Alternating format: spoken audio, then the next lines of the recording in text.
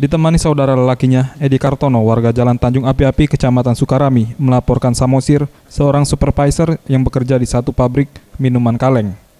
Di hadapan petugas SPKT Polresta Palembang, pelapor Edi Kartono menuturkan bahwa Samosir merupakan orang yang lama dikenalnya, yang mana korban biasa memesan minuman kaleng untuk memenuhi isi tokonya. Menjelang Lebaran dan memenuhi kebutuhan pelanggannya, pelapor berinisiatif memesan minuman kaleng dengan terlapor sebanyak 1.000 dus, dan terlapor menyanggupi permintaan korban.